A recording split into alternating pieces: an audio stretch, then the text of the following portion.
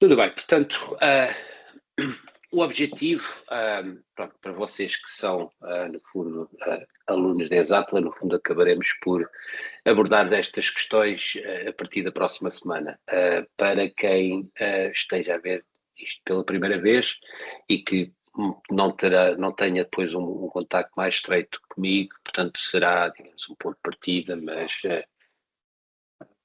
espero que um ponto de partida e um ponto de chegada a algum lado em que as coisas se possam desenvolver, tanto dentro de algumas ideias que ultimamente tenho vindo a desenvolver com colegas, um pouco por vários pontos do mundo. Portanto, o ponto de partida aqui, portanto, o título era, portanto, uma osteopatia centrada na pessoa, portanto, muito o conceito de osteopatia centrada na pessoa e, como eu costumo dizer muitas vezes, e digamos, desafiando um bocadinho alguns estudantes, a questão de, tudo bem, existe um corpo, existe uma série de disfunções, existe uma série de abnormalidades à função, à estrutura, etc. Mas eu costumo perguntar, pronto, e a pessoa vive onde, né? Portanto, onde é que a pessoa habita no fundo disso tudo? Portanto, aqui a questão, portanto, da osteopatia centrada na pessoa e tentarmos perceber o que é que isso realmente significa. Portanto, ir um bocadinho ao passado, compreender um bocadinho as raízes da osteopatia, de forma a moldar o futuro. Não é uma questão de, portanto, as ideias que possivelmente alguns são familiares com as ideias porque têm lido alguns dos artigos, mas a ideia não é substituir nada, a ideia não é, digamos, pegar nas coisas, torpedear tudo e acabar com o que existe e depois partir outra vez. Não, a ideia é aproveitarmos o que de bom existe, as ideias que muitas das vezes foram pioneiras na área da saúde, e a partir desse ponto de partida verificar como é que as coisas podem caminhar mais rapidamente para a frente, utilizando, portanto, literatura, investigação, conceitos de outras disciplinas que, no fundo, podem nos ajudar em muito a compreender o que é que realmente fazemos, qual é a eficácia, como é que as coisas funcionam, até que ponto é que se pode melhorar a eficácia da nossa intervenção, compreender mesmo, por vezes, de um ponto, digamos, conceitual e filosófico, o que é que realmente é a osteopatia. Portanto, esse é o ponto de partida e aqui existem, portanto, alguns conceitos interessantes e importantes a considerar, conceitos de adaptação, portanto, o inativismo, que é uma vertente da psicologia que se tem vindo a desenvolver já há alguns anos, mas que realmente foge daquele conceito que, digamos, o pensamento, as cognições acontecem apenas no cérebro, e depois, portanto, ideias que vêm portanto, da neurociência e mesmo da física, portanto, o princípio de energia livre e da inferência ativa. Portanto, portanto, estas ideias são ideias que têm vindo a desenvolver, portanto, ao longo de, digamos, 5 anos. Portanto, foi um trabalho que teve um desenvolvimento muito grande durante o período do Covid.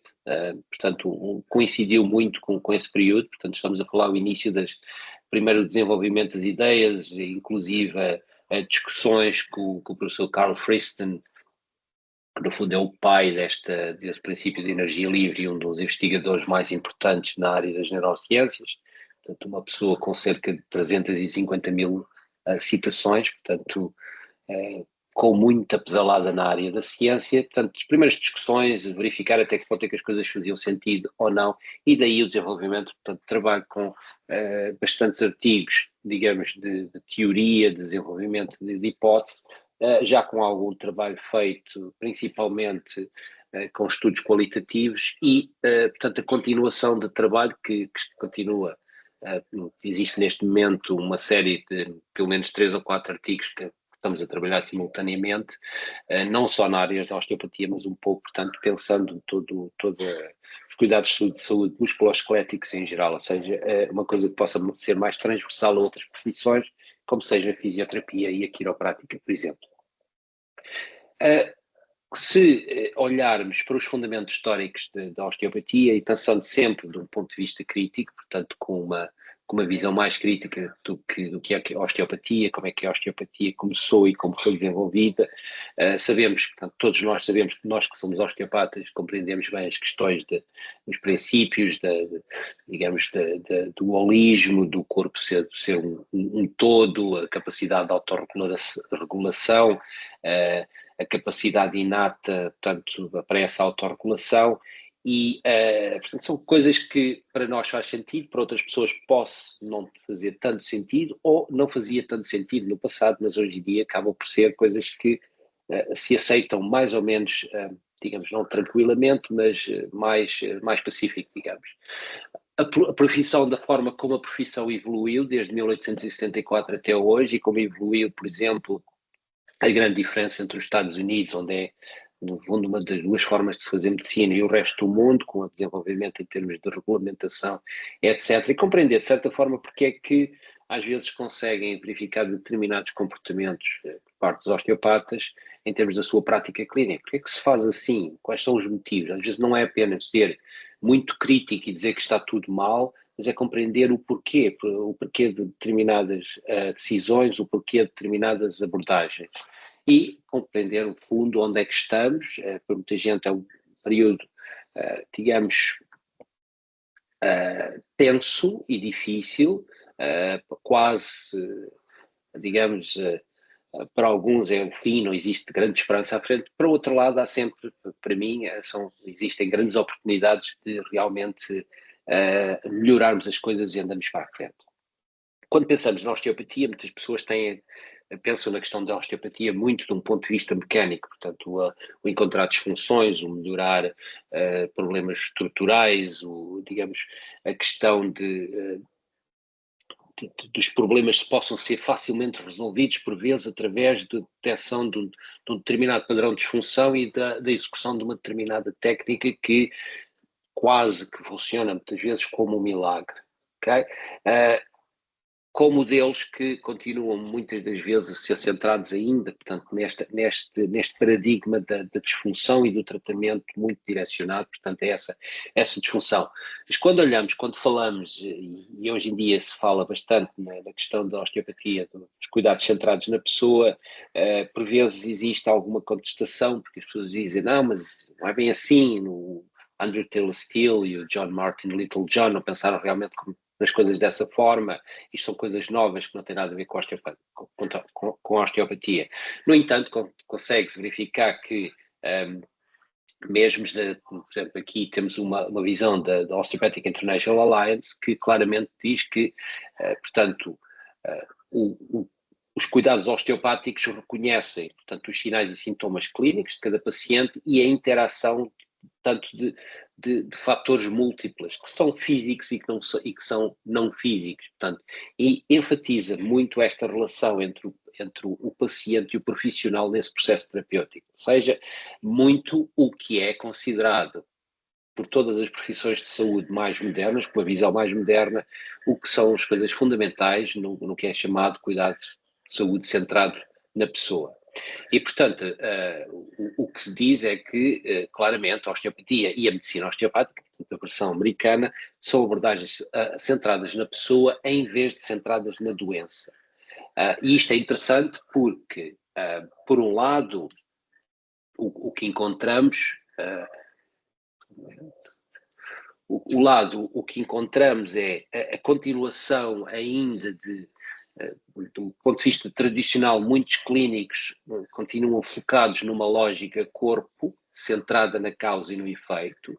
Para vós que estejam, os que estão ainda num percurso de formação, por vezes pode ser difícil. No fundo, um osteopata tem uma determinada forma de pensar e intervenção, o outro tem uma intervenção completamente diferente, e é muito difícil, por vezes, compreender realmente o que é a osteopatia, isto ou aquilo. Se nós nos colocarmos, portanto, na pele do paciente, as coisas ainda ficam mais difíceis, por vezes, porque é um osteopata que me faz uma abordagem 100% estrutural e um que me faz uma abordagem, digamos, 100% biodinâmica, por exemplo. Quase que não me toca, mas está-me a fazer qualquer coisa. E o que é realmente a osteopatia? O que é que o indivíduo vai à procura?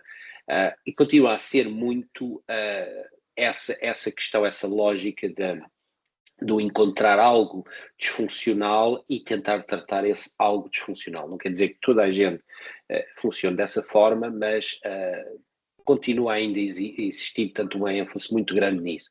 Mesmo nas pessoas que dizem que não são estruturais, que por vezes, por exemplo, possam ter uma abordagem mais, digamos, craniosacral, por vezes se vê que acabam por fazer uma abordagem estrutural, porque no fundo estão a tratar disfunções desse sistema craniosacral, por exemplo. Okay? Portanto, isso é uma das coisas que se debate, e neste pequeno editorial que publicamos há 5 anos, lançámos um bocadinho o desafio em pensar, ok, nós, no fundo, fomos dos profissionais que iniciámos a falar mais cedo na questão dos cuidados centrados na saúde. Eu lembro-me que há muitos anos atrás se falava já que o osteopata não trata a lombalgia, o osteopata trata a pessoa com a lombalgia, ou seja, é uma coisa diferente. Portanto, porque não existe uma forma de tratamento, não existe um protocolo de intervenção que funcione para toda a gente. Portanto, a lombalgia que eu possa ter é uma lombalgia completamente diferente a mesmo de um familiar meu, da mesma idade, por exemplo, ou com o mesmo tipo de atividade. Portanto, é importante compreender isso. E, por vezes, os medos, aliás, alertamos as pessoas neste pequeno artigo sobre isso, às vezes temos os medos que são, tanto as outras profissões já o utilizam, essas coisas eram osteopáticas. O grande problema foi que os osteopatas, se calhar foram os primeiros, ou dos primeiros a falar destas questões, mas depois não publicaram, e de certa forma, o que era uma abordagem osteopática passou a ser uma abordagem que hoje em dia é considerada como bons cuidados de saúde, digamos, não é puramente osteopática, mas no fundo chegámos lá primeiro, ou chegámos lá no início, portanto, deste percurso dos cuidados centrados na pessoa.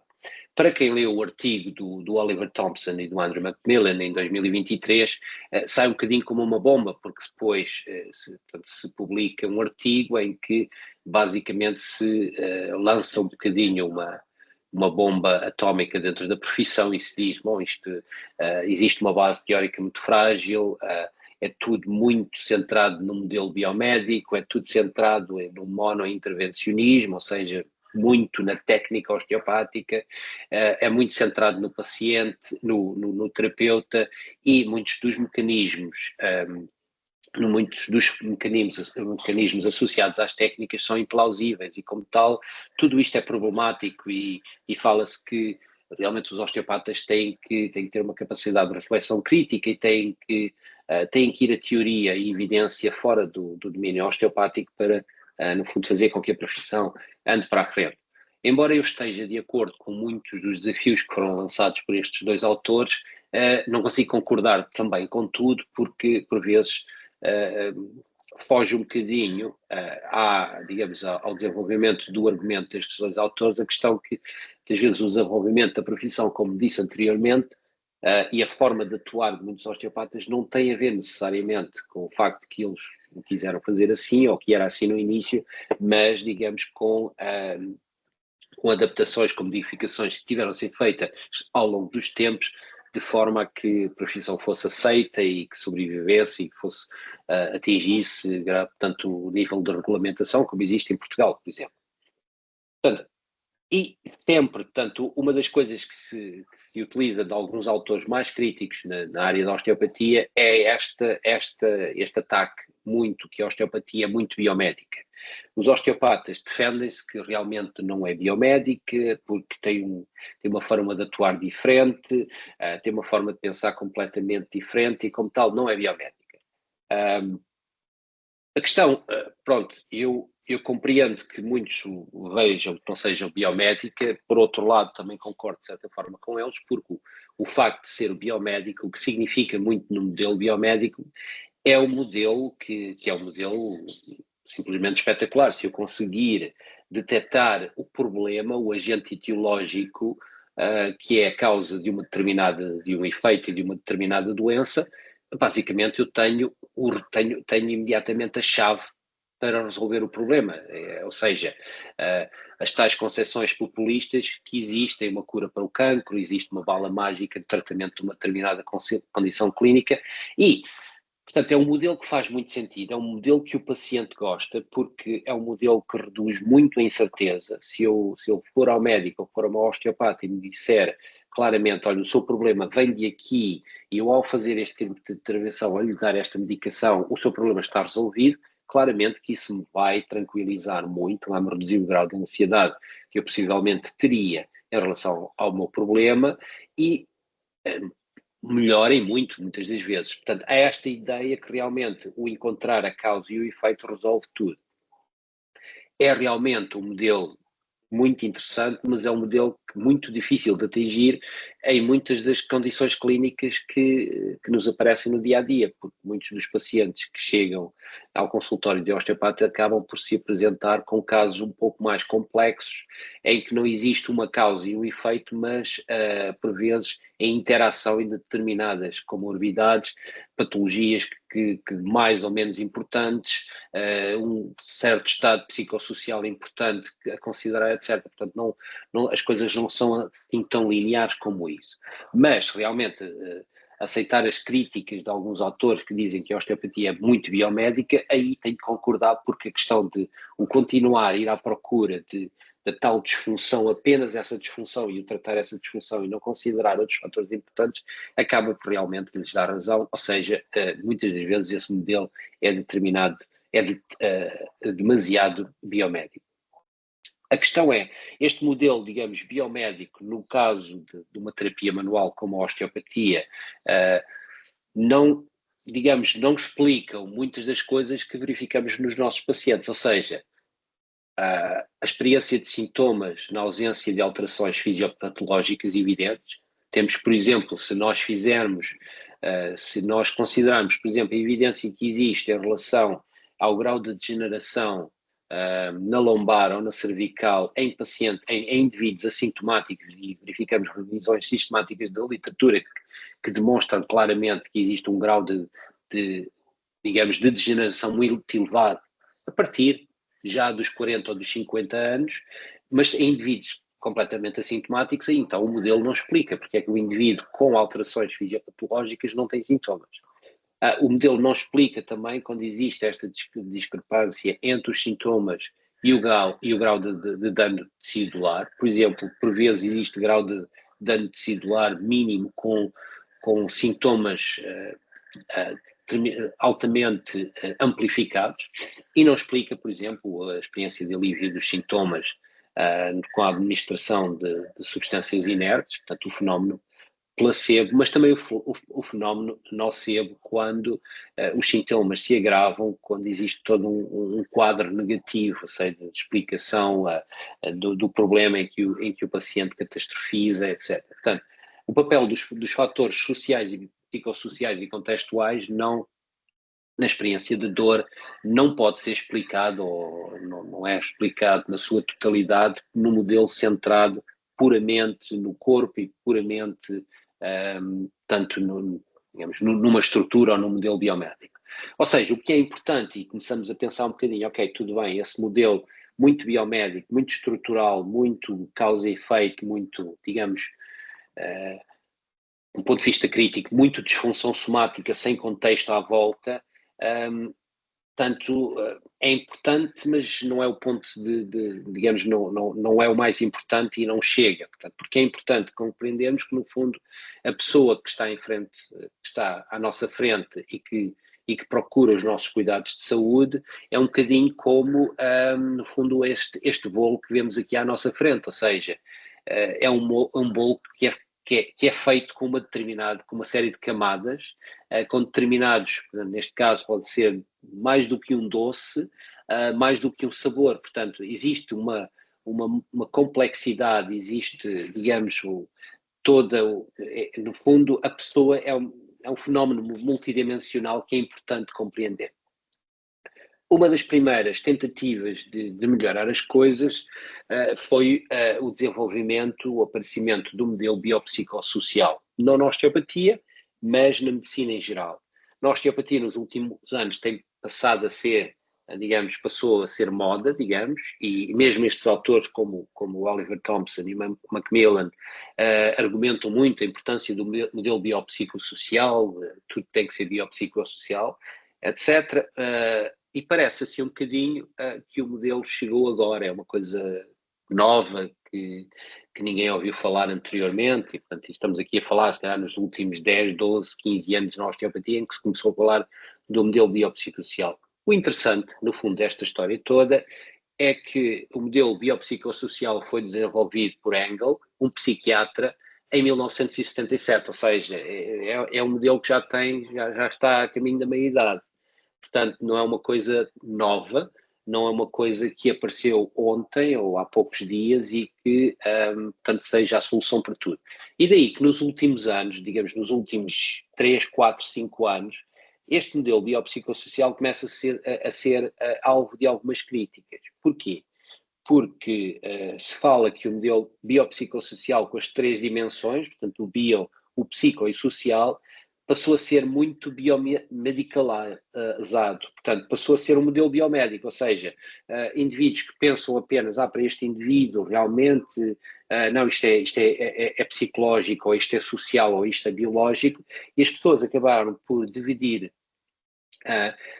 acabaram por desconstruir o modelo e construir um outro modelo com 3 vertentes que por vezes não se tocam, quando no fundo a ideia era, digamos, era uma ideia mais holística, no fundo era compreender a pessoa no seu todo, ok?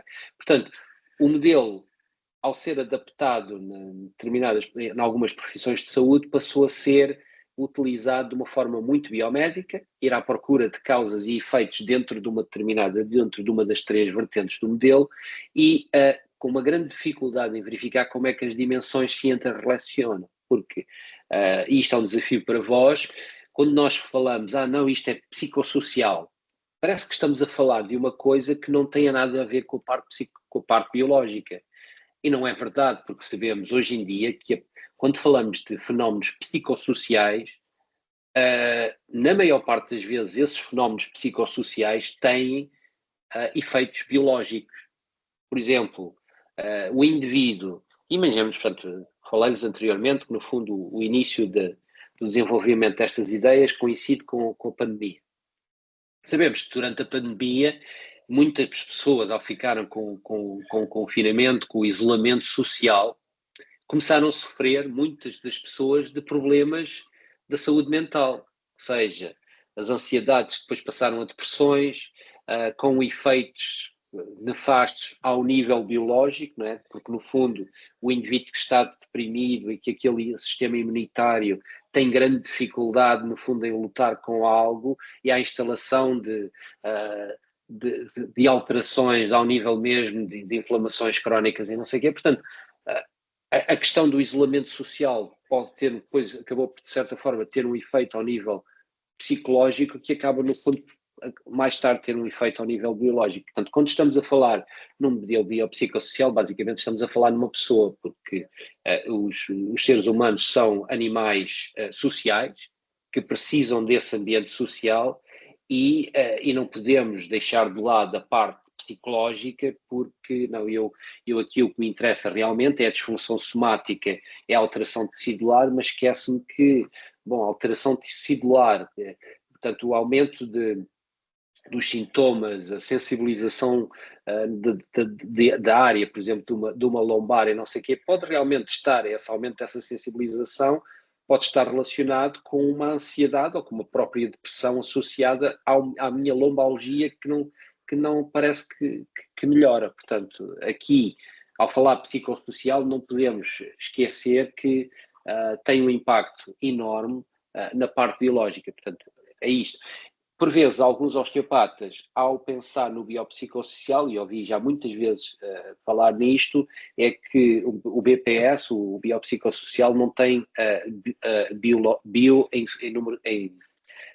portanto, não é suficiente a parte bio, porque para eles o bio tem a ver com uma interpretação bio em biomecânica, quando bio estamos a falar de biológico. Portanto, aqui é, de certa forma, uma crítica que não é uma crítica minha, mas de vários autores que têm considerado, portanto, algumas das dificuldades do modelo biopsicossocial em resolver tudo. Portanto, e como disse, foi uma tentativa na área da psiquiatria, que é uma área, em alguns aspectos, muito semelhantes à osteopatia, porque o psiquiatra tem que compreender a pessoa, o psiquiatra não pode apenas dar uma medicação ao paciente. Há psiquiatras que a abordagem é centrada no cérebro da pessoa, através de medicação, outros consideram a pessoa no seu todo, outros consideram a importância de umas psicoterapias associadas à medicação e, portanto, existem abordagens diferentes, mas é importante compreender a pessoa com depressão em vez de tratar a depressão, da mesma forma que é importante compreender a pessoa com lombalgia em vez de tratarmos a lombalgia. Portanto, aí essa foi a tentativa do Engel, que teve alguns resultados positivos, mas também, portanto, algumas limitações e dificuldades. Eu, pensando nesta questão digamos, do corpo, das coisas centradas no corpo, trago aqui à discussão digamos, uma ideia interessante, o Irvin Corr, que foi um fisiologista muito importante no desenvolvimento da investigação na osteopatia, em que 1970 falava nesta questão tanto da maquinaria primária da vida, em que ele falava que a vida não é um composto de funções das vísceras, ou seja, o homem não vasodilata, não contrai, não oxigena, portanto não faz estas coisas, portanto não é isso. O que o homem, no fundo, faz, move-se, corre, trabalha, joga ténis, constrói edifícios, faz amor, faz guerra, é criativo, ensina, aprende, etc, e faz manipulações osteopáticas. São alguns casos. Ou seja, o que é que isto, se nós olharmos para isto, o que é que isto nos diz?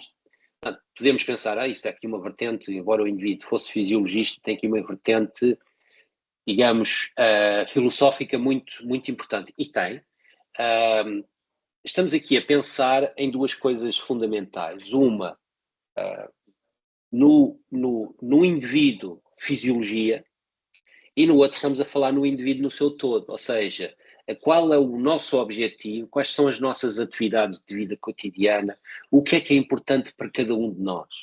Ou seja, para quem não seja familiar com o conceito de agência, não sei se agência em português é realmente o conceito, existe, portanto, a tradução, em inglês faz sentido, que é agency, mas, portanto, a questão de agência, no fundo, a capacidade de um indivíduo fazer as suas atividades de vida cotidiana, no trabalho, no desporto, no que realmente lhe dá prazer, e ao fazer isso, a atenção não está centrada na sua fisiologia, a atenção está centrada no objetivo do que pretende e que quer fazer. Ou seja, isto, porque é que estamos aqui a trazer isto? E não foi porque é que o Corr disse isso em 1970, e parece que algumas pessoas não conseguiram compreender muito bem, digamos, o argumento.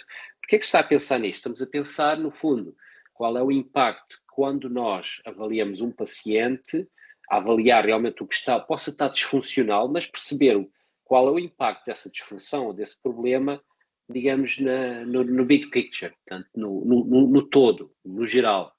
E, no fundo, qual é o impacto disso na capacidade do indivíduo, por exemplo, no seu posto de trabalho, ser capaz de fazer um determinado nível, ter as suas funções. Ou o indivíduo que adora fazer um determinado desporto e que o problema que tem não lhe permite fazer esse desporto e que depois não se sente bem e ao não se sentir bem, porque é que não se sente bem? O que é que significa não se sentir bem? Não se sentir bem pode ser, não se sente bem nele próprio.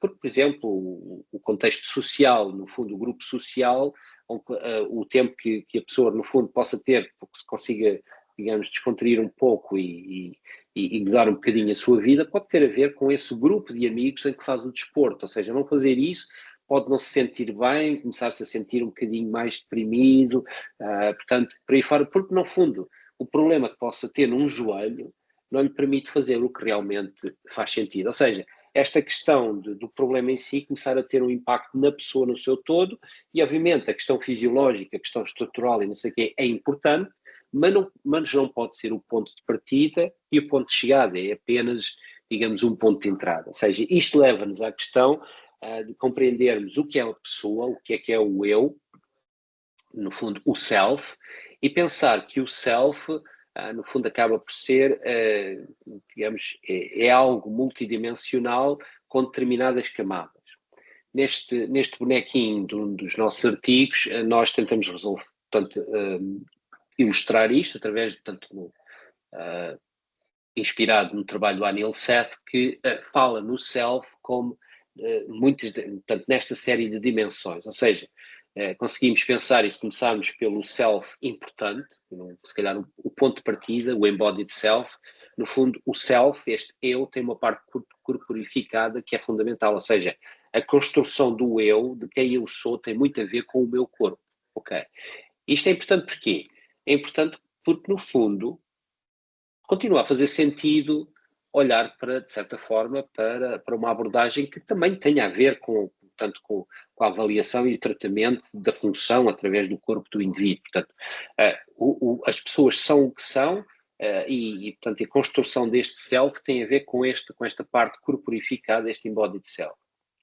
Depois, ligado a este embodied self, que eu já falei anteriormente, tem este volitional self, no fundo, este sentido da agência, ou seja, o que o meu corpo me permite fazer e o que é importante para mim, portanto, nas minhas atividades, digamos, de vida diária, o que é importante para mim, no meu trabalho, no meu lazer, portanto, nas interações com quem está ao meu redor.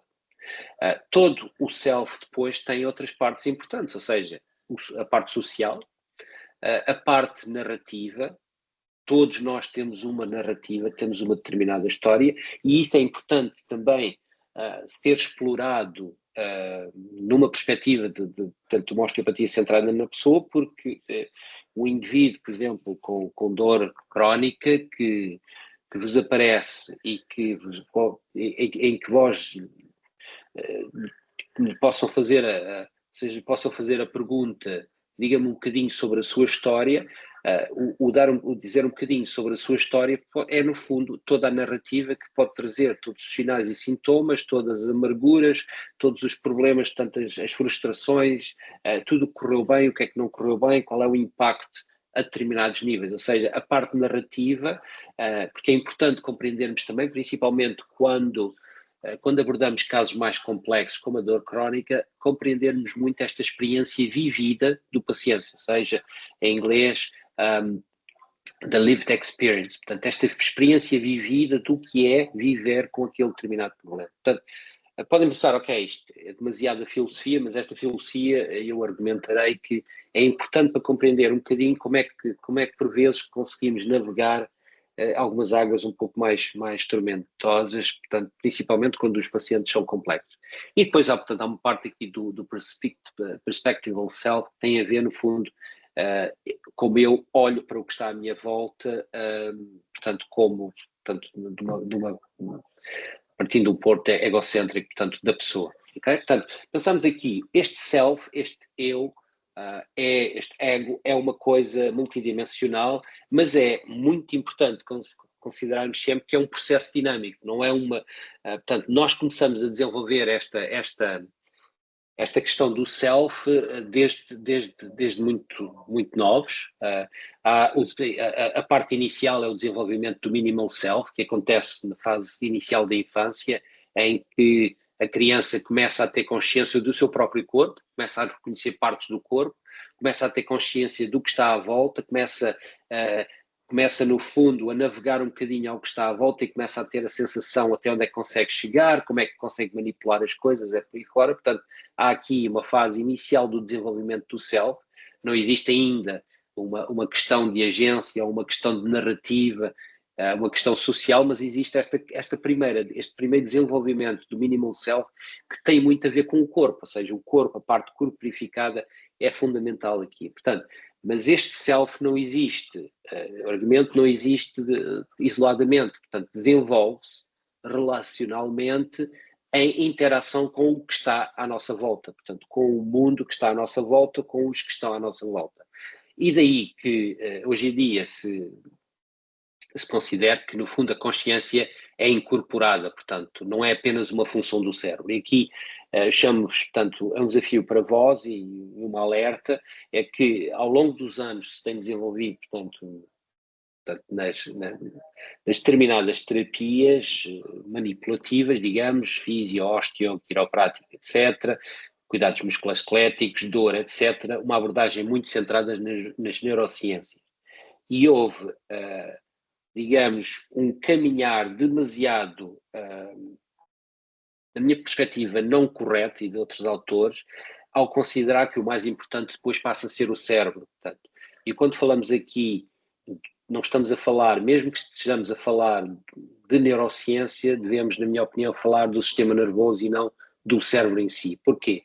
Porque se no fundo, criticamos abordagens centradas no modelo biomédico, porque é centrado numa estrutura musculoesquelética, por exemplo, então não faz sentido nenhum termos uma abordagem que é centrada no cérebro, ou seja, continua a ser biomédica, é só apenas uma estrutura anatómica completamente diferente. O que se considera aqui, aliás, existe esta diferença, em inglês é esta nuance entre brain e mind, no fundo, a mente não é a mesma coisa que o cérebro, portanto, a construção digamos, de uma consciência tem a ver com uma série de fatores, mas tem muito a ver com experiências corporais. Ou seja, o corpo continua a ser muito importante, e é um ponto de partida importante, mas não pode ser apenas, digamos, o único motivo das nossas consultas, das nossas intervenções. Portanto, isto leva-nos a pensar um bocadinho, ok, estamos a falar aqui do self, estamos a falar do que está à nossa volta, etc., e falamos, portanto, começamos a pensar em algumas coisas que no início eram muito osteopáticas. E isso tem a ver, por exemplo, com os conceitos de adaptação. Se fizermos calcularmos a questão como é que os organismos vivos persistem enquanto participam em trocas adaptativas com os seus ambientes, estamos a falar de organismos, não estamos a falar apenas de seres humanos. Aqui, neste caso, vemos borboletas que, no fundo, acabam por ficar um bocadinho camufladas com a vegetação à volta. Portanto, no fundo, é um processo de adaptação. E o que é que, no fundo, os seres vivos fazem, os organismos, acabam por sobreviver porque se adaptam e existe uma acoplagem com tanto o meio ambiente. Ou seja, a capacidade de adaptação tem muito com a nossa capacidade de nos adaptarmos ao nosso ambiente. Okay? O ambiente aqui, depois, cada um é diferente, mas quando falamos de ambiente, falamos realmente de tudo o que está à nossa volta, e se pensarmos nesta questão como o core de dia, que não é apenas a fisiologia, mas é o todo, começamos a pensar qual é o impacto que este ambiente à nossa volta possa ter também na nossa fisiologia e na nossa capacidade de fazer ou não um determinado número de coisas. A adaptação, no fundo, uma coisa osteopática, John Martin Littlejohn, em 1908, falava em adaptação. Portanto, os osteopatas, no fundo, chegaram lá, estavam lá no início, depois acabaram por, no fundo, ser um bocadinho ultrapassados. E a adaptação continua, a capacidade adaptativa de organismos continua a ser fundamental de que se compreenda, para se compreender também quando é que a adaptação passa a ser uma maladaptação. Ou seja, a adaptação é este mecanismo central da sobrevivência, tanto em sistemas físicos como nos cognitivos, e, no fundo, tem a ver com a capacidade de em vez de resistir simplesmente, portanto, à mudança, tem a ver com a capacidade do desenvolvimento de resiliência biológica, ou seja, a capacidade realmente de continuar a existir, digamos, não só sobreviver, mas no caso de seres humanos, a ter uma boa vida. Portanto, os sistemas vivos, no fundo, vão se reestruturando baseados na sua experiência e é muito, muito semelhante, no fundo, à plasticidade que existe no seu sistema nervoso quando existe, por exemplo, o desenvolvimento de aprendizagem. O que se verifica, que se fala hoje em dia, é que existem determinados, por exemplo, no caso da saúde mental, principalmente na depressão, que estão normalmente associados à perca de flexibilidade, ou seja, os pacientes sentem-se presos, no fundo stuck, em padrões rígidos de pensamento e comportamento, ou seja, o que é que isto significa, por vezes, e, no fundo, pensarmos um bocadinho nesta capacidade de adaptação ou de maladaptação e pensamos um bocadinho no ambiente. Okay? Imaginemos o indivíduo que, por exemplo, tem um problema musculoesquelético, tem dor lombar, por exemplo, e, tanto não decidiu estar de baixa, porque não consegue executar as tarefas, tanto que lhe são requeridas no seu trabalho, está de baixa, fica em casa, começa a não sair, a questão de estar de baixa, e se pensarmos no ambiente e se pensarmos na parte social, a maior parte de nós passamos a maior parte do tempo com os nossos colegas de trabalho. Ou seja, muitas das vezes os amigos ou os inimigos estão no local de trabalho. Portanto, por vezes, essa falta digamos, contacto social acaba por levar a desenvolvimento de alguns padrões, digamos, de alguma rigidez mental também. Isto, portanto, a questão do indivíduo com lombalgia, que não sai de casa, não vai ao trabalho, fica em casa, não se vai mexendo, e depois começa a pensar, bom, mas eu podia voltar ao trabalho, mas atenção, não vou ao trabalho porque... Não, mas depois as pessoas começam a dizer que eu não quero trabalhar, começa-se a sentir um bocadinho culpado, e começa-se a sentir mal, e começa a desenvolver uma depressão, e começa, no fundo, a ruminar, começa a ficar ali, a desenvolver um padrão rígido, de certa forma, de pensamento em que não merece a pena se preocupar muito, não merece a pena se mexer, porque, no fundo, isto não, a minha lombalgia vai ser o fim, eu não vou conseguir fazer mais nada. Não é? No fundo, o que acontece, de certa forma, é que, neste padrão rígido, existe aqui um papel de proteção, não é? No fundo, este sistema nervoso acaba por proteger, ok? É um sistema de defesa, é melhor não o fazer, portanto, tem sintomas de doença, porque ao ter sintomas de doença permitem, de certa forma, uma defesa. O problema é que quando as defesas são benéficas em situações agudas, se mantêm ao longo de muito tempo, vão, no fundo, contribuindo para o desenvolvimento de determinados casos patológicos, inclusive, portanto, depressões, portanto, bastante profundas, etc. Ou seja, aqui todos nós temos, de certa forma, temos a capacidade de adaptação, mas muitas das vezes o pensamento rígido, o ficar fechado, determinado, preso em alguns padrões, acaba, de certa forma, por levar a uma mala adaptação e a uma incapacidade realmente de depois passar à frente. Ou seja, como eu disse anteriormente, o Little John falava na osteopatia e falava na adaptação e, no fundo, em 1900 não em 8, mas em 5, falava nestes 4 pilares fundamentais, que era a adaptação, a função, o ambiente e a imunidade, ou seja, coisas relativamente novas no início do século XX, e focava muito na adaptação funcional do corpo em relação ao ambiente. Digamos, sair um bocadinho de algumas coisas que eram muito do Andrew Taylor Still, mas, portanto, juntou outras coisas importantes. Tanto mais que, portanto, o Little John tinha coisas interessantes, portanto, era fisiologista também e era também pastor, portanto, na igreja protestante na Escócia. Portanto, tinha assim digamos, uma abordagem um pouco mais global, mais holística, digamos. Outros conceitos interessantes, um colega meu que infelizmente já não está connosco, Steve Tyman, que foi um dos pensadores importantes na osteopatia,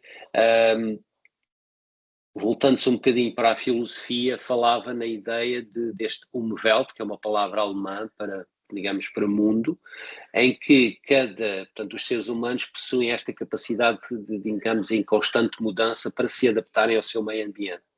Ou seja, cada um de nós tem o nosso próprio mundo e é importante compreender, de certa forma, nós não conseguimos compreender tudo nos nossos pacientes, mas é importante termos uma ideia realmente o que é importante para aquela pessoa e qual é a visão daquela pessoa em relação, não só ao seu problema, mas em relação ao que quer fazer. Portanto, no fundo, para lhes darmos a capacidade de se adaptarem, ou seja, o tratamento que fazemos, podemos pensar que muitas vezes o tratamento que fazemos tem muito a ver com a capacidade de aumentar, no fundo, aumentar a capacidade de adaptação daquele indivíduo.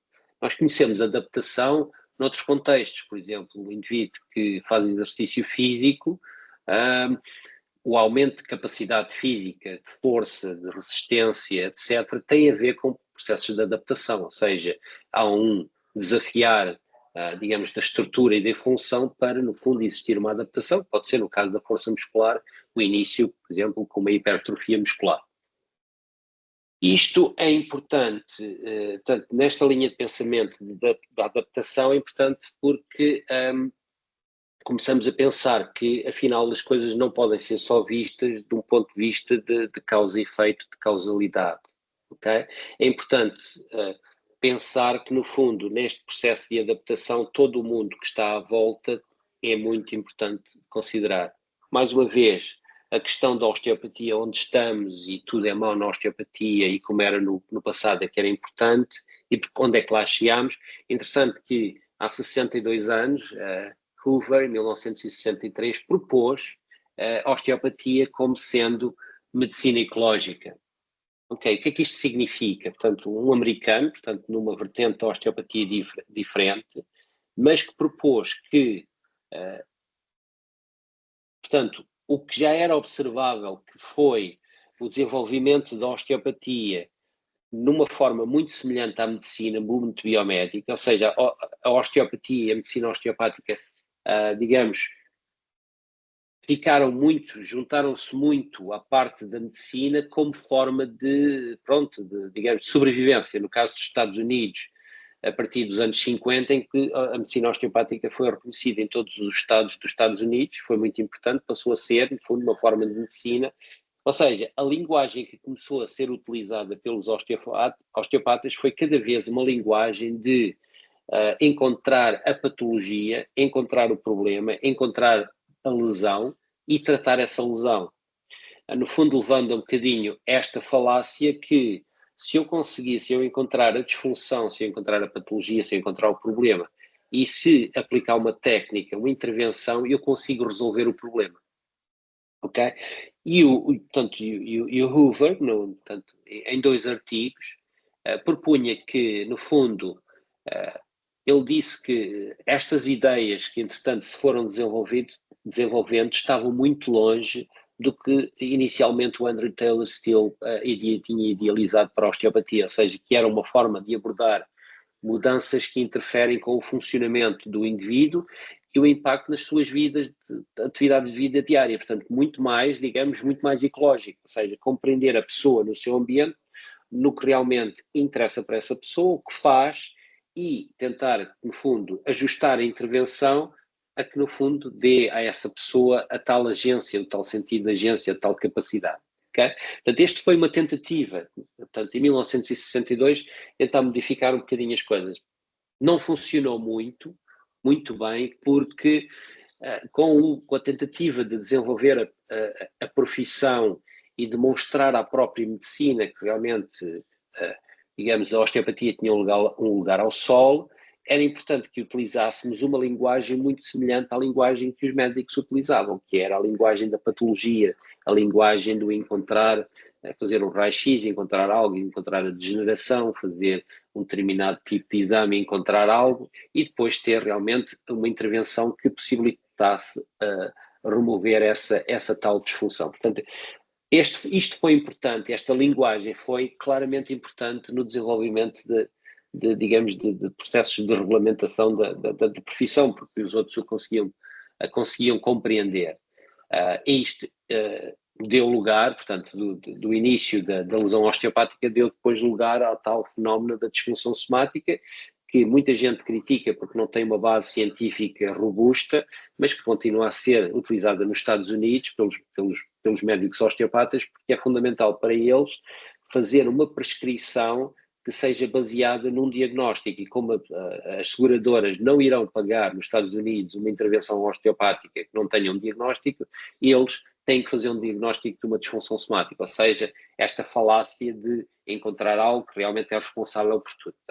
É uma crítica, mas é uma crítica que tem que ser compreendida também, digamos, num quadro de desenvolvimento de profissões. Mas continua-se a falar muito nas patologias e continua-se a falar muito, por vezes, portanto, eu observo, e é uma crítica que tenho a alguns colegas, eu observo que, por vezes, muitos osteopatas estão muito preocupados em encontrar a patologia e serem capazes de diagnosticar a patologia que o médico, se calhar, não consegue diagnosticar. Ou seja, pensar um bocadinho. Nós fazemos o papel de osteopata e fazemos o papel de médico de família e de especialista, tudo ao mesmo tempo.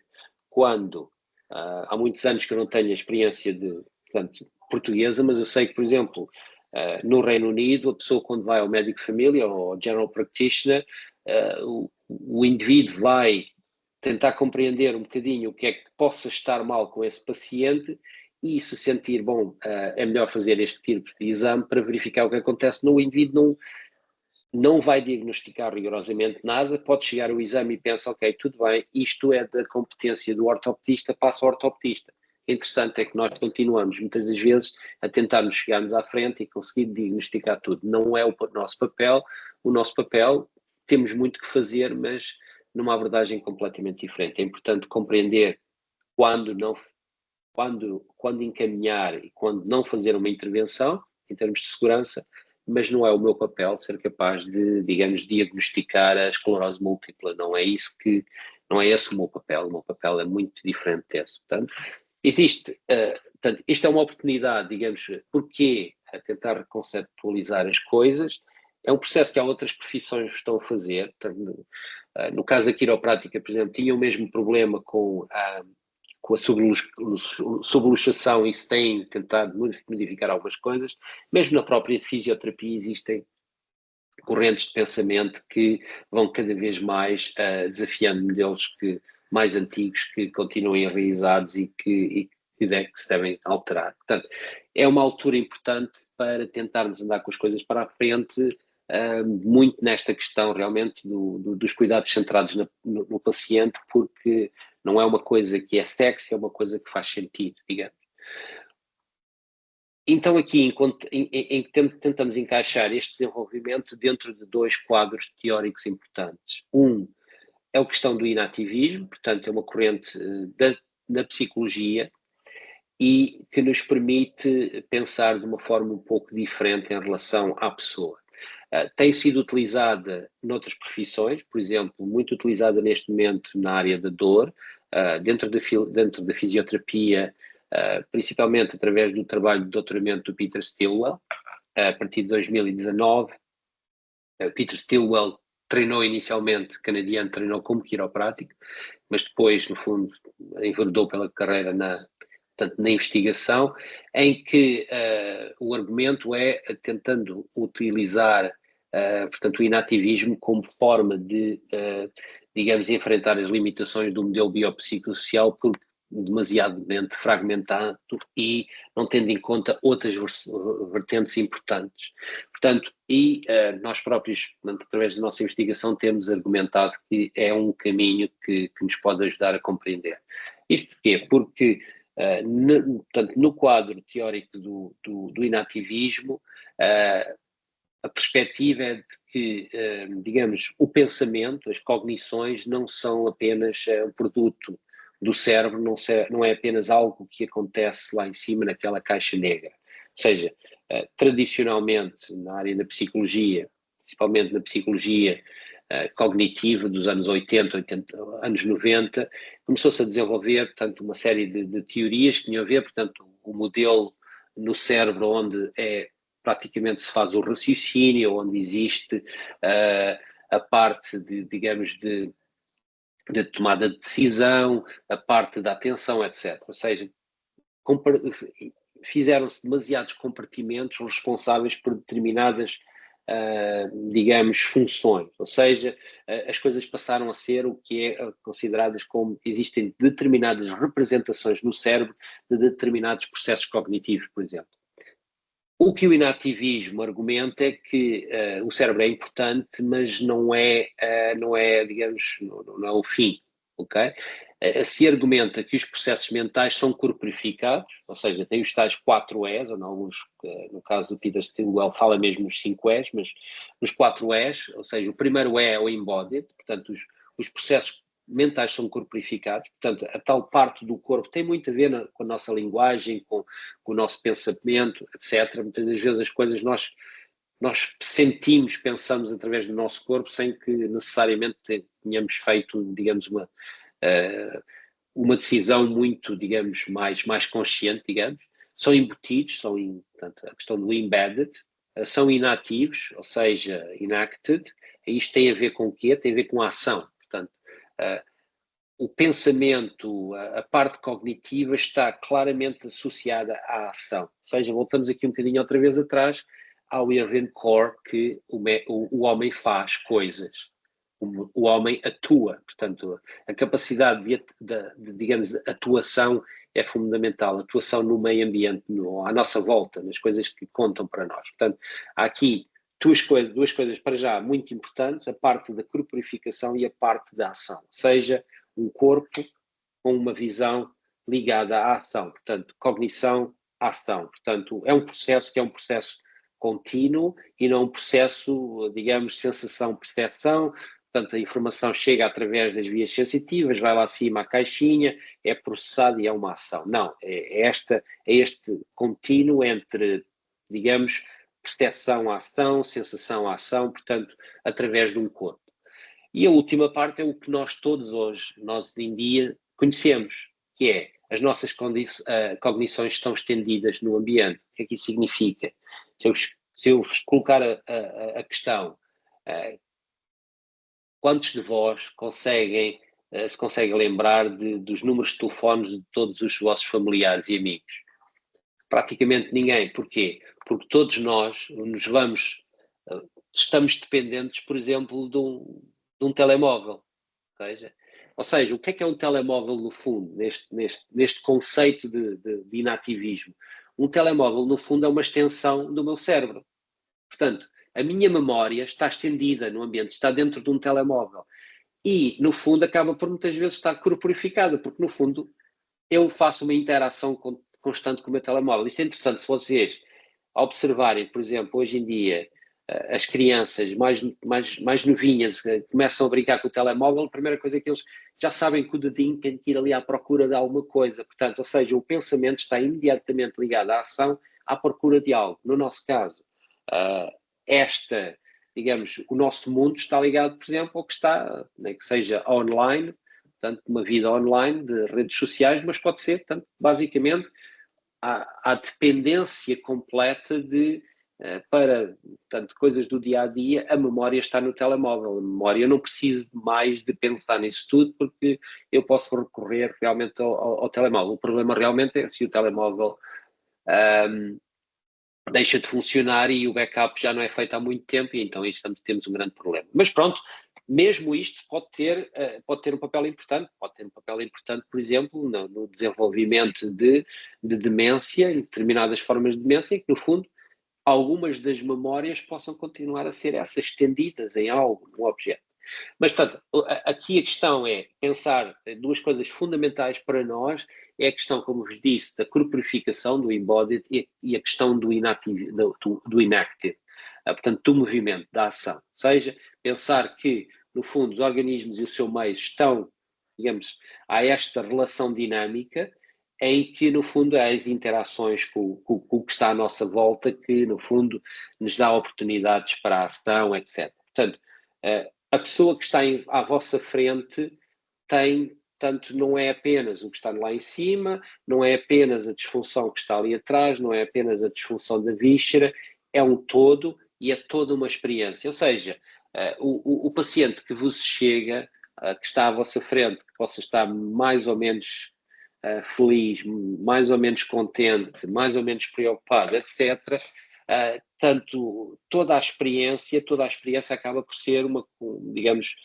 uma construção mental, digamos, dessa pessoa. Ou seja, é importante, quando temos o paciente à nossa frente, compreendermos um bocadinho o porquê é que está ali, quais são as crenças, quais são as expectativas, etc. Porque isso começa-nos a dar uma ideia que realmente o que é que importa para aquela pessoa, quais são, digamos, quais são os medos, quais são as ansiedades, quais são, digamos, as ambições em termos do que é que querem voltar a fazer, por exemplo, ou se sentem bem e acham que o tratamento é muito importante em continuar a fazer um determinado tipo de atividade, etc. Portanto, estas previsões, portanto, estas, digamos, começamos a pensar um bocadinho, e já lá chegamos já de seguida, no fundo começamos a pensar muito que as nossas expectativas, por exemplo, ativas de dor ou alívio, vão afetar toda a rede para a qual a experiência é construída. Ou seja, começamos aqui a entrar na questão de pensar, portanto, na máquina como uma máquina de inferência. Ou seja, e isto é, digamos, o novo caminho que muitos investigadores, muitos autores estão a seguir, por exemplo, no caminho da dor, que é cada vez mais a utilização de modelos computacionais, modelos da neurociência, para tentar perceber um bocadinho os processos. Se nós olharmos para estas duas imagens, para quem nunca viu nenhuma destas imagens, acaba por ser um processo de ir um bocadinho à procura, o que é que está ali. Em cima, portanto, no fundo o meu sistema visual vai receber esta informação e basicamente preto e branco. Portanto, uma série de, digamos, de pontos negros, numa paisagem branca, etc. Se eu, ao fim dos tempos, eu posso chegar realmente a perceber o que é que está ali, que é um cão a farejar, e com os pontos todos consigo chegar que ele portanto, é um dalmata. É um dalmata. Se eu já vi esta imagem anteriormente, eu não preciso de fazer, não existe esforço rigorosamente nenhum, porque eu olhar para aquela imagem consigo imediatamente ver o cão. Ou seja, não é um cão, mas eu consigo ter uma construção do que é um cão, porque culturalmente eu sei o que é um cão e que me disseram que aquilo era um cão. No segundo, para quem nunca viu a imagem, é um bocadinho estranha. Para quem a conhece, consegue ver ou um pato ou um coelho. Portanto, depende da perspectiva. Mas aqui, isto demonstra, no fundo, as ilusões, demonstram como é que, no fundo, o nosso sistema nervoso funciona para processar informação, tendo em conta o que já existe, de certa forma na base de dados, okay? Portanto, o que é conhecido como o prior, portanto, o que já existe lá, para, no fundo, nos levar a uma inferência do que possivelmente aquilo possa ser. Ou seja, aqui são coelhos, patos e cães, mas no caso do paciente em frente a vós, é um pouco mais complexo, mas tem tudo muito a ver com a capacidade daquele sistema em compreender o que é que lhe está a acontecer, o que é que significa estar naquele local e o que é que lhe pode acontecer, e muitas das vezes o facto de estar no local certo com a pessoa certa, em que aquele sistema, portanto, no fundo, nesse caso podemos voltar à fisiologia, aquele sistema começa já a funcionar de uma forma que, de certa forma, se vai alinhar para que exista, por exemplo, uma melhoria. E ligamos a questão da máquina de inferência, adaptação a este conceito, que é o conceito do princípio de energia livre, que basicamente tem a ver com, é considerado, portanto, foi proposto pelo Carl Friston, como digamos, uma teoria unificadora para sistemas biológicos e que afirma que os organismos mantêm a ordem minimizando a energia livre.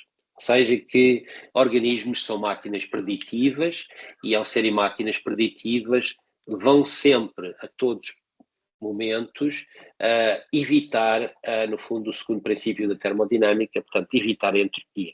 Okay? E como é que nós evitamos a entropia?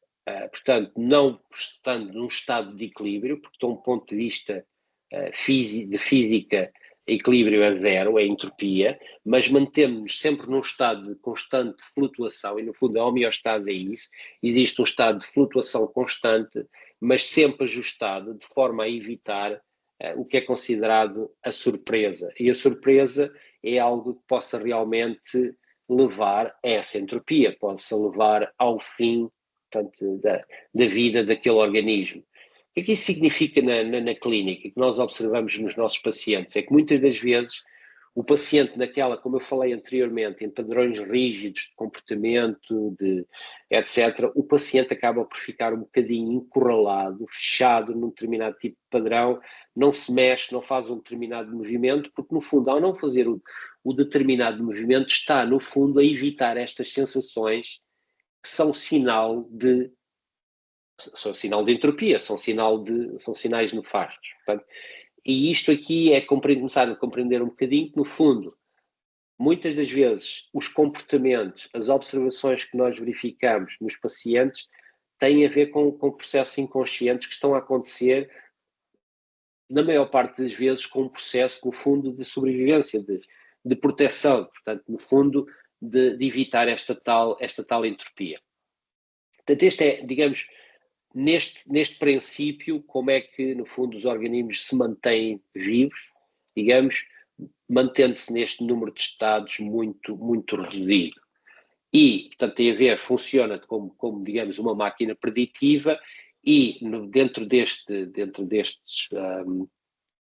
destas teorias, desenvolve-se depois a teoria, que é a teoria da inferência ativa, que tem a ver com o seguinte, portanto, uma forma muito básica, em que nós antecipamos, portanto, na maior parte das vezes, ou quase sempre, nós antecipamos as consequências das ações. Ou seja, nós não somos recipientes passivos de informação, a informação não chega, é processada e depois há uma ação. Não, nós o que fazemos, estamos constantemente a interagir com o que está à nossa volta de forma a antecipar as consequências de determinadas ações e, no fundo, também acabar por atuar sobre determinadas, atuar sobre algo, portanto, de forma a evitar algumas das sensações. Por exemplo, um sistema de inferência ativa é o sistema visual. Portanto, quando eu estou a olhar para o meu ecrã, a ver este slide, os meus olhos não estão fixos. Portanto, existe constantemente movimentos sacádicos que, no fundo, estão aqui estão a fazer um scan da informação, vão pegar na informação que conta, podem modificar coisas, etc. Portanto, existe este processo contínuo de ação-percepção. Portanto, digamos, é da forma como, no caso do corpo humano, se mantém a homeostase, como nós nos adaptamos ao ambiente. Portanto, constantemente os sistemas vão, ao receberem um determinado tipo de informação, existe imediatamente uma resposta que muitas das vezes vai antecipar já o que é que está para acontecer. Portanto, e os sistemas funcionam, hoje em dia existe mesmo a investigação considerar, por exemplo, o sistema imunitário funcionando dessa forma.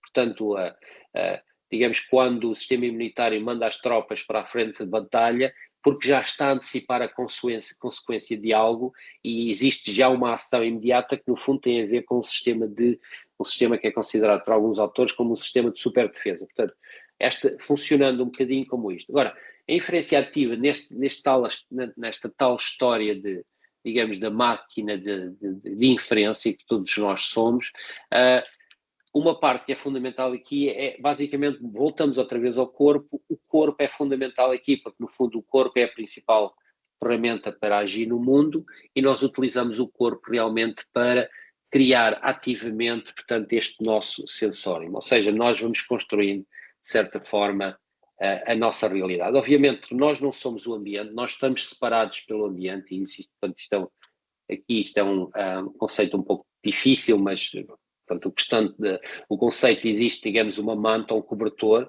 entre uma parte interna e uma parte externa, mas no fundo nós não somos o ambiente. Nós basicamente, se pensarmos aqui, existe estados internos, estados externos, mas o importante aqui no fundo é isto no meio, portanto é esta constante sensação, ação, portanto a percepção no fundo acaba por ser digamos, este loop, esta coisa contínua entre o sentir e o atuar. Ou seja, isto acontece não só a nível do corpo no seu todo, mas acontece a uma série de níveis, começando pela célula, mas passando depois da célula para uma série de sistemas, portanto, no nosso corpo. Se pensarmos apenas, por exemplo, no sistema nervoso, conseguimos compreender que mesmo a interação entre dois neurónios, os dois neurónios estão separados por algo, mas existe aqui uma interação em dois que, no fundo, depois se vão comunicando e vão passando, portanto, a toda uma rede que leva tudo mais à frente. Ou seja, esta parte aqui complexa, pensando assim sempre, eu já falei anteriormente sobre isto, mas voltamos aqui um bocadinho, temos a capacidade de adaptação. No entanto, quando as coisas não correm bem, digamos, ficamos aqui um bocadinho, digamos, ficamos aqui um bocadinho presos. E esta é a questão que é importante, digamos, compreender. Porque é que os humanos, porque é que o nosso paciente que teria a capacidade de se adaptar, teria a capacidade de fazer um determinado número de funções, teria a capacidade de, no fundo, ter este sentido de agência, através, muitas das vezes, de uma disfunção, de um quadro clínico que até não é muito grave, perdeu essa agência, perdeu essa capacidade de interagir com o mundo à volta dele e que, no fundo, ficou ali um bocadinho, digamos, preso num padrão de comportamento muito rígido. E aí é uma das coisas importantes, na minha opinião, considerar na nossa avaliação do paciente. O porquê? Porque é que este indivíduo perdeu esta capacidade? Onde é que eu posso iniciar? O que é que eu posso fazer, no fundo, para alterar um bocadinho, digamos, o facto daquele estar ali preso. Por exemplo, a dor crónica pode ser um destes quadros em que realmente o sistema superaprende sinais persistentes de dor, portanto, os inputs nociceptivos, e vai criando, no fundo, circuitos patológicos que vão mantendo a percepção dolorosa, mesmo após a cicatrização do tecido. Ou seja, quando nós falamos de dor crónica, falamos numa dor crónica lombar, não podemos estar a pensar continuamente que existe uma disfunção do tecido. Pode existir alguma alteração, mas se houve um problema inicial e se esse tecido cicatrizou, não tem razão nenhuma de ser que continuemos a pensar que ainda existe algo que é tecidular. Pode ser tecidular, mas temos que pensar no todo. O porquê? Porquê é que continua assim? Pode-se argumentar que a própria disfunção somática seja um bocadinho alguma falha de adaptação, digamos, de um todo, em que ficou, digamos, é depois visível através de, digamos, de uma avaliação da estrutura. E, no fundo, aqui, pensando dessa forma, no fundo, as nossas intervenções, o que tentam fazer no fundo, causar alguma instabilidade, ou seja, causar variação controlada, causar, digamos, alterar uma entropia controlada, ou seja, tentar modificar um bocadinho as coisas para que consigamos mudar um bocadinho esta máquina de inferência. Né? Ok, por exemplo, neste boneco, nesta figura que vemos aqui, pensamos no seguinte, e tentamos perceber esta história da inferência ativa. O que é que isto significa? Imaginemos um indivíduo com dor crónica lombar em que tem medo de uma flexão. Tá. Imaginemos, o paciente está no vosso consultório e vocês vão fazer a avaliação portanto, desse paciente e pedem ao paciente para fazer uma flexão do tronco à frente. Okay? No prior, portanto, no fundo, o que já está na base de dados é uma expectativa que de ter dor com movimento. Ou seja, a expectativa está lá. E se eu não vos disser, mas aqui estamos a tentar perceber a inferência ativa, se eu pedir, vocês lembram-se todos, já viram algum paciente que lhes pediram, olha, pode fazer esta flexão, e antes de fazer a flexão parece que o indivíduo ficou completamente congelado, no fundo até próprio às vezes os olhos dele ficam assim um bocadinho em pânico e não quer fazer o movimento, porque no fundo a expectativa, a maior parte das pessoas com lombalgia tem medo da flexão lombar, porque no fundo está associada com as crenças de que a flexão vai arrebentar com o disco, e isto vai herniar ainda mais o disco, e depois vai tocar na raiz nervosa, etc, etc. Portanto, muitas das vezes o paciente, antes de fazer o movimento, ficou assim um bocadinho, ok, fight or flight or freeze, não? Ficou ali na parte do congelamento. Fez a flexão, no fundo, antes de começar a fazer a flexão, houve, de certa forma, já uma predição de que isto vai causar dor, de certa forma o sistema começa a criar as condições, pensamos na inferência ativa em que antecipamos as consequências, o sistema começa a criar as condições ideais para o indivíduo sentir dor. Essas condições ideais podem ser o quê? Pode ser uma rigidez, pode ser um aumento da tensão muscular. Pode ser um aumento da tensão muscular, mesmo a contração abdominal, em que no momento em que o indivíduo começa a fazer a flexão, digamos, existe um sinal nociceptivo mínimo, que é o que digamos, é o que chega, de certa forma, para confirmar, no fundo, esta inferência, esta predição de que aquele movimento iria causar dor. Ou seja, o indivíduo diz-me, já dói, já começou, mas vocês olham para o indivíduo e veem que realmente não existe movimento nenhum. No fundo, é tentarmos perceber um bocadinho, às vezes estas contrações que o indivíduo faz e porque é que as faz. Se nós conseguirmos pedirmos, por exemplo, ao paciente, olha, vamos tentar ter aqui umas sensações, ok? Imaginemos que você quer vai fazer uma flexão, portanto, aí está a utilizar, pense no seu pulso, okay? Faz uma flexão à frente, uma flexão atrás, tenha as sensações como é que se sente. E a sensação que a pessoa acaba por ter é que é fácil, não tem qualquer tipo de problema. Não, agora faça este tipo de exercício. Portanto, contraia, feche a sua mão, contraia a musculatura e tente fazer a flexão. E, obviamente, o que se tenta fazer aqui, eu estou a fazer, digamos, este movimento, estou a fazer um movimento contra uma contração muscular que não me está a deixar ir à frente. Vai-me causar imediatamente alguma tensão e algum desconforto na parte oposta. Ok, se eu pedir ao indivíduo, ok, agora faça outra vez a flexão completamente descontraído, e a pessoa faz, epá, é uma sensação completamente diferente. Ou seja, estas sensações que no fundo é o que o indivíduo com lombalgia vai criar de certa forma. Não quer dizer que seja tudo assim, mas digamos o quadro que dá para perceber e compreender esta questão da inferência ativa, ir a, digamos, o tentar criar as condições que no fundo vão confirmar a minha suspeita, é que realmente as sensações não são boas e as sensações ao não ser boas vão realmente iniciar algum desconforto. Desconforto é dor, dor significa que eu não devo fazer a flexão. Ou seja, este modelo começa a ser utilizado para explicar, por exemplo, o caso da cinesiofobia, portanto, o medo ao movimento. Portanto, e é importante compreendermos isso, portanto, estes quadros teóricos que não são fáceis, precisam de algum tempo, se a pessoa tiver interesse para os tentar compreender, porque no fundo não são fáceis, não há aqui que nos enganarmos, mas estes quadros teóricos dão, digamos, a ideia e o desafio para vós é, digamos, ter algumas ferramentas que depois vos permitam brincar um bocadinho com o sistema, ou seja, depois jogar um bocadinho com a plasticidade do sistema para alterar algo. Portanto, se enquadrarmos, por exemplo, o caso da dor persistente através de uma perspectiva ecológica e inativa, portanto, juntamos aqui o Active Inference, inferência ativa, com o modelo inativo, portanto, um componente, no fundo, ecológico. É importante pensarmos, portanto, que um processo é dinâmica relacional, ou seja, a relação, a dor, emerge de ciclos contínuos desta ação-percepção, portanto, não é apenas, na dor persistente, não é o resultado, portanto, apenas do tecido danificado. Existem possibilidades de ação, e fala-se na literatura desta questão do affordances.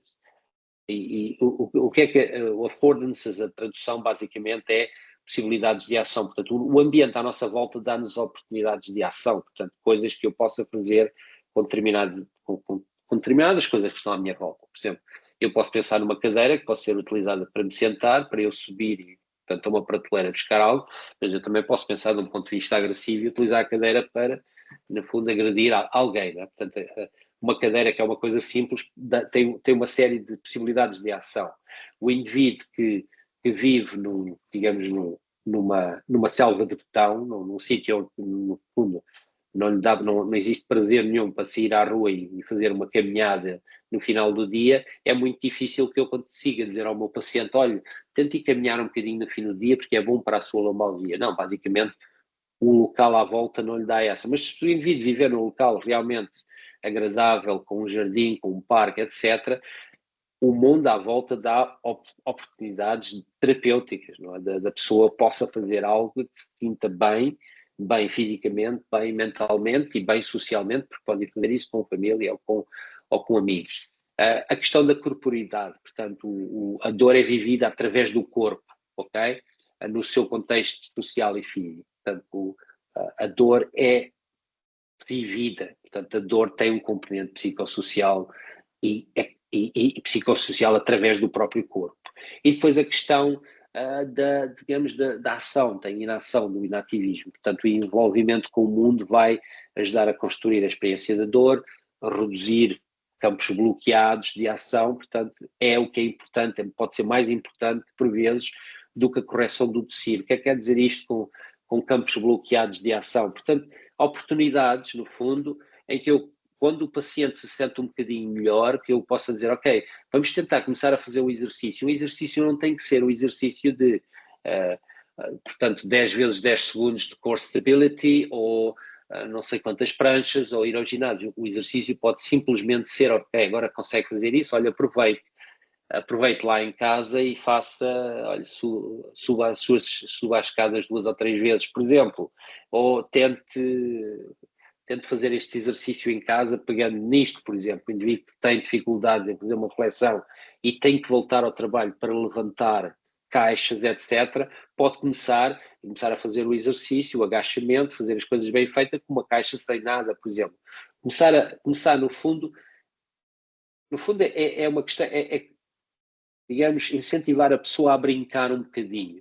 E ao brincar começamos a aumentar o campo de ação, portanto, de capacidades, de coisas que a pessoa começa a conseguir fazer. Portanto, isto é uma forma, digamos, pode não ser muito tradicional, mas é fugir um bocadinho do exercício regimentado, tem que ser feito não sei quantas repetições disto e aquilo, mas aqui estamos a pensar, digamos, numa exposição gradual a movimento, uma série de sensações, etc. Portanto, aqui pensando que os cuidados centrados na pessoa vão enfatizar estas interrelações, estruturas e função, etc., a autorregulação, etc., ok?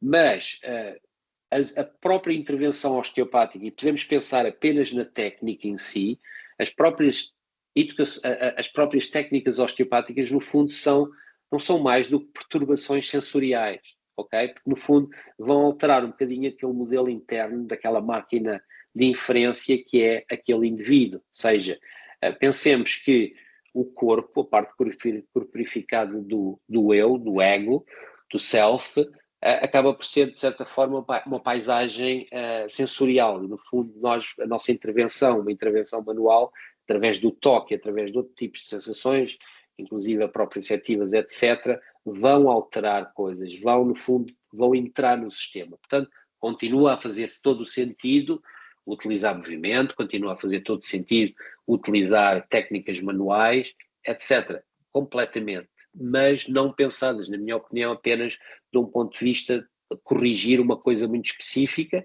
Corrigir a coisa específica pode ser importante, como o tal ponto de entrada, tal alteração, tal perturbação. E depois pensar na própria questão digamos, da aliança terapêutica, a relação entre o paciente e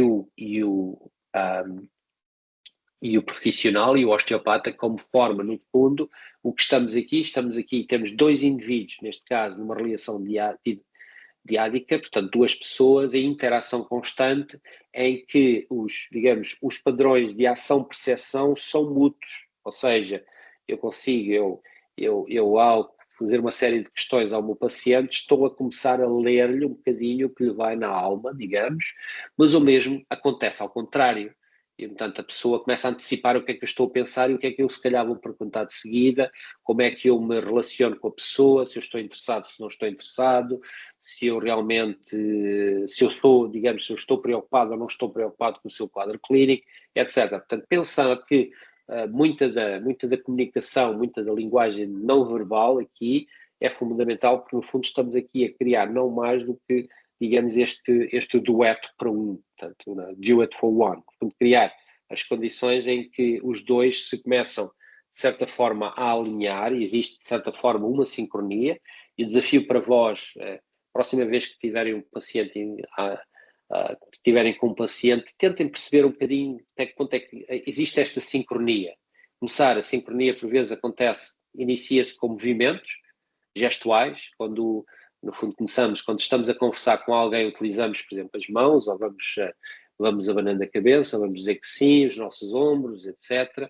Quando existe um diálogo, quando as pessoas estão interessadas no que estão a discutir, numa conversa, existe esta sincronia, digamos, alinhamento entre duas pessoas.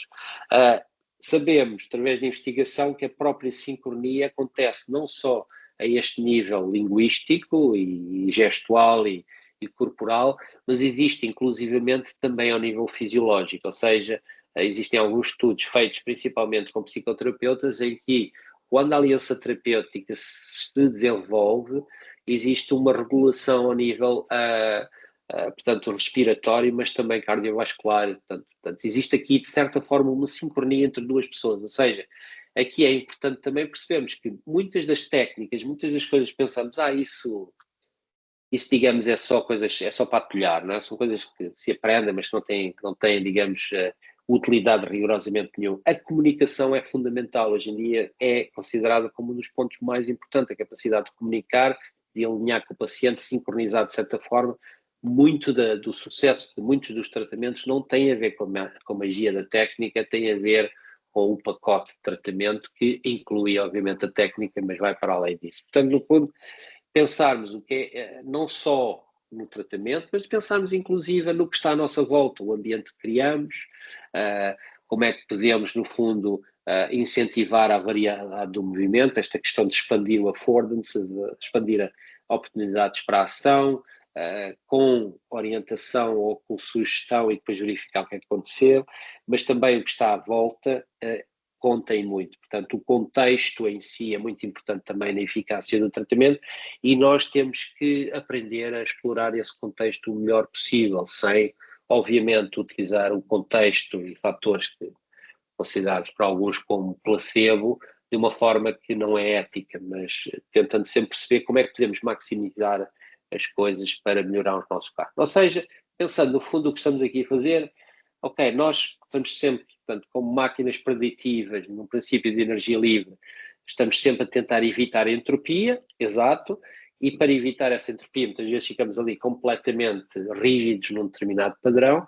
O tratamento, no fundo, não é mais do que, digamos, uma entropia controlada. Vamos desafiar um bocadinho o sistema a algumas alterações. Tá? Pode ser uma técnica, pode ser um conselho, pode ser uma boa explicação em relação ao qual é o vosso diagnóstico. O paciente que está super ansioso em relação à cefaleia porque pensa que possa ter um tumor, você lhe explica muito bem, não, isto lhe veio aqui da sua cervical, aconteceu por isto e não sei o quê, a pessoa melhorou porque se sentiu que realmente, uau, você nem imagina, tirou-me um peso dos ombros, por exemplo, okay? Portanto, comunicação, no fundo aqui existe aqui esta entropia controlada, é alterar coisas, mas alterar coisas sempre de uma forma controlada. É importante, principalmente quando temos casos muito complexos, não pensemos que vamos tirar tudo ao mesmo tempo, porque no fundo depois podemos também arrebentar com os alicerces que já não eram muito robustos, que vão realmente, aquilo vai derrocar tudo. Portanto, as técnicas osteopáticas, posso sugerir que pensemos na técnica osteopática com perturbações sensoriais, portanto, são realmente inputs e como inputs conseguem modificar por vezes algumas coisas, seja a técnica que for, seja apropriada para aquele paciente. E a reeducação do movimento, portanto, não é só o exercício controlado e prescrito e não sei o quê, mas muitas das coisas é criar o máximo de, digamos, de variedade possível, educação, tranquilização do paciente. Portanto, isto é uma parte muito importante, portanto, permite modular os estados cognitivos efetivos e, no fundo, alterar muitas das percepções e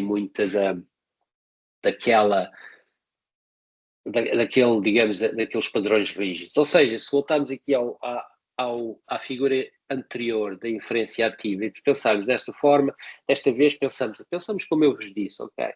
Olha, isto é um exercício utilizado por alguns autores da fisioterapia, da Cognitive Functional Therapy, portanto, da terapia cognitiva funcional, em que utilizam um corpo, não, o tratamento não é com terapia manual, mas é um tratamento feito através das experiências vividas do corpo do paciente. Porquê? Porque só nós temos as sensações. Eu não consigo alterar as expectativas de um paciente, consigo, mas é muito mais difícil se não lhe criar, por vezes, algumas das sensações. E ao criar as sensações, podem ser sensações da dor para ele perceber, olha, atenção que isto, percebeu porque é que dói, ok, mas as sensações também de bem-estar. Portanto, se eu conseguir alterar algo, eu consigo imediatamente ter um feedback muito mais rápido e uma alteração do modelo interno, deste modelo generativo, muito mais rapidamente. Ou seja, se eu utilizar isto, se o indivíduo, eu quero que ele faça a reflexão assim, eu lhe explicar, olha, tente lá fazer isto. Está a ver como é que se sente? Isto é difícil. Olha, agora tento fazer isto assim. Como é que se sente? Espetacular, sente muito bem. Agora vamos tentar fazer isso na lombar. Por exemplo, na lombar imaginemos que temos o indivíduo, ok, está rígido completamente. Eu vou usar aqui um truque, que é, olha, agora vai pôr a sua mão no seu diafragma, vai respirar fundo, olha, pense naquilo que nós fizemos, está bem?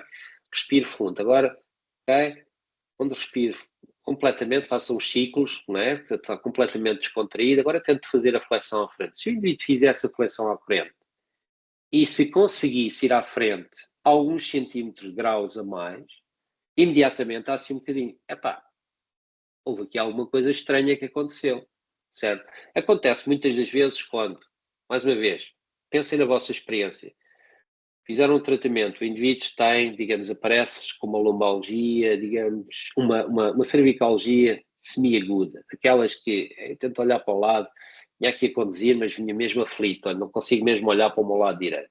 Vocês fazem o vosso tratamento, chegam ao fim do tratamento e o indivíduo diz, olha, então o que é que se sente? Ou ainda dói muito, mas sinto-me já muito melhor. E, entretanto, o indivíduo começa-se a vestir, começam, no fundo, olha, vai marcar a próxima consulta, etc. Quando o indivíduo está para sair, pode dizer assim, olha, já consigo olhar muito mais para aquele lado. O que é que aconteceu aqui, no fundo?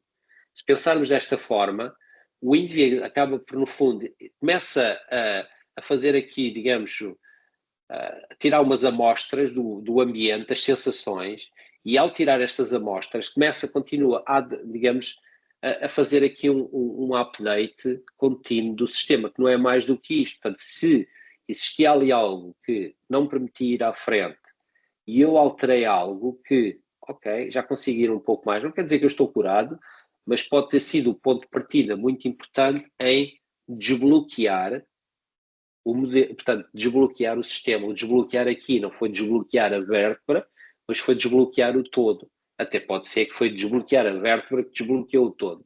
Mas a ideia é pensar, ok, essa máquina de inferência que está ali e que no fundo está a prever algo que não é bom, algo que no fundo que vai levar a tal entropia, que é a dor e não sei o quê. Então, como é que eu lá chego? Eu tenho que entrar de determinada forma para ir alterando as coisas aos poucos. Okay?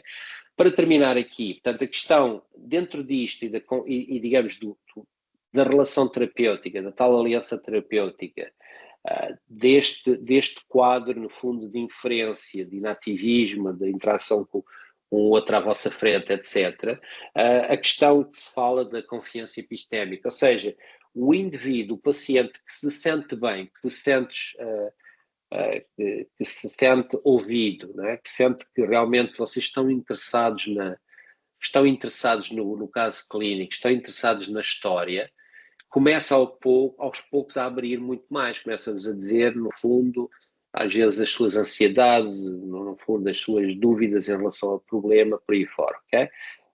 Portanto, existe aqui, no fundo, começa a existir muito mais uma partilha de informação e muito mais a partilha de informação permite-vos a começar a ajudar a modificar algumas das crenças que possam estar completamente, são tão enraizadas que são muito difíceis de alterar. Ou seja, pensar que, no fundo, este quadro aqui de comunicação é um quadro de comunicação que voltamos ao início, que tem muito a ver com esta dinâmica, interação dinâmica e corporificada, ou seja, as sensações que chegam do corpo. Portanto, aqui, voltarmos ao princípio e pensarmos, ok, temos um corpo, mas é só fisiologia, é só estrutura-função, voltar um bocadinho ao core.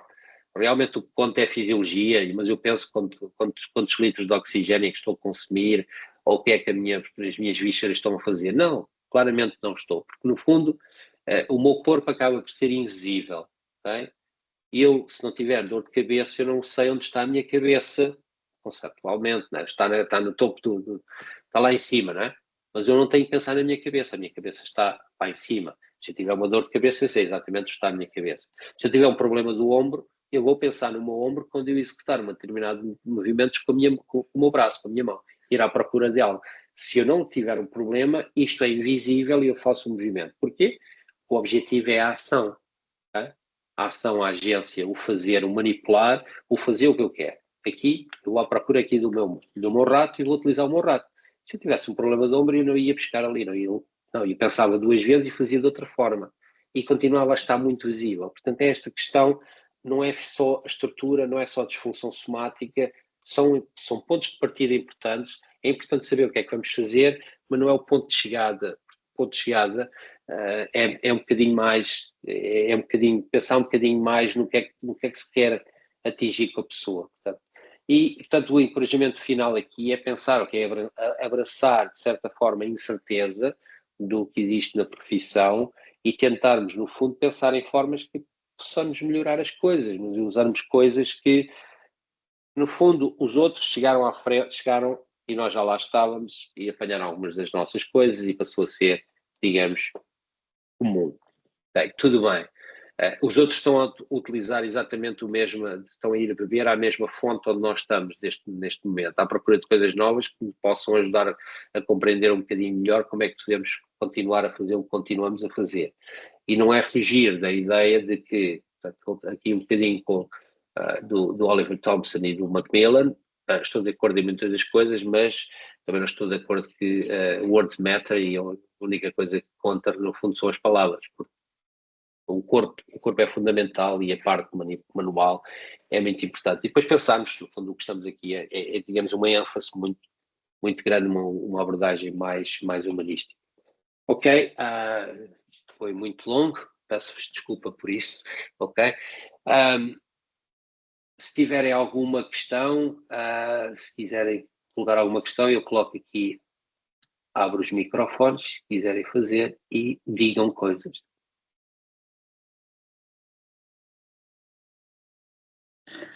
Olá, boa noite colegas, boa noite professor.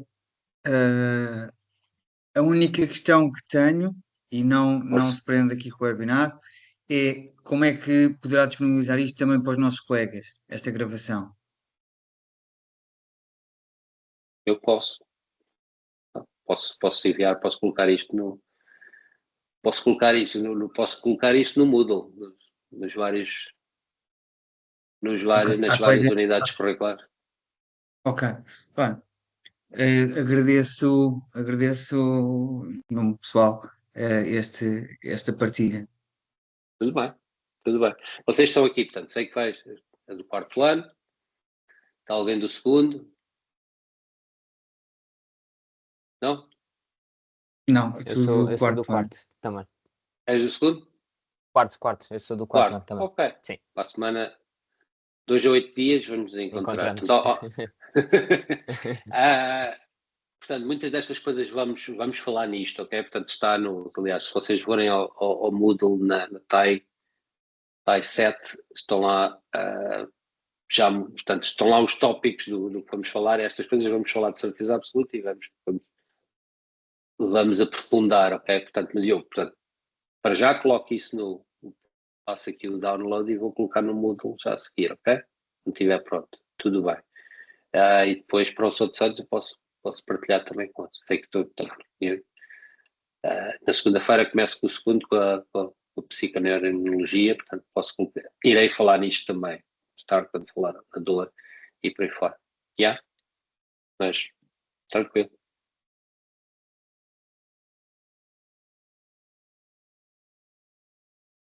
Eu sei que, vou parar aqui, stop recording.